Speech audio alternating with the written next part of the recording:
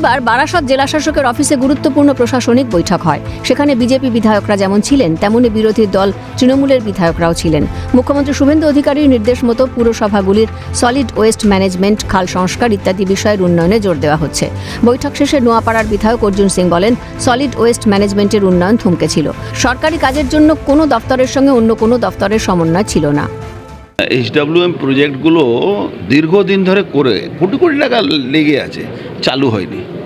এইটা নিয়ে কালকে সিএম স্পেশালি ডিএম দেরকে বলেছিলেন যে আপনারা দেখুন কোন জায়গা সমস্যা আছে। সব ডিপার্টমেন্টকে ডাকা, KMDAকে ডাকা, CMDAকে ডাকা হয়েছে, সুডাকে ডাকা হয়েছে।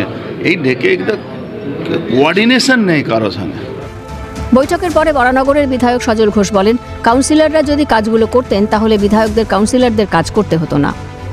প্রত্যেকটা বিধানসভা ধরে ধরে মিটিং হচ্ছে, যে কাউন্সিলররা ছিলেন তারা যদি এই কাজগুলো করতেন তাহলে আজকে বিধায়কদের কাউন্সিলরের কাজ করতে হতো।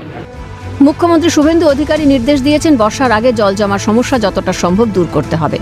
এমনটাই বক্তব্য দমদম উত্তরের বিধায়ক সৌরভ শিকদারের। ডিএম ম্যাডাম এটা ভালো উদ্যোগ নিয়েছেন যে MLAদের ডেকে এবং ইওদের ডেকে কনসার্ন মিউনিসিপ্যালিটির এটা করা।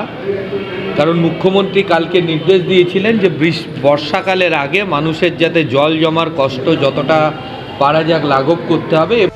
জনগণকে সঠিক পরিষেবা দিতে বদ্ধপরিকর বর্তমান সরকার। বিগত সরকারের আমলে সৃষ্টি হওয়া নানা সমস্যা দূর করতে যুদ্ধকালীন তৎপরতার সঙ্গে কাজ চলছে। অপু শীলের রিপোর্ট, ক্যালকাটা নিউজ।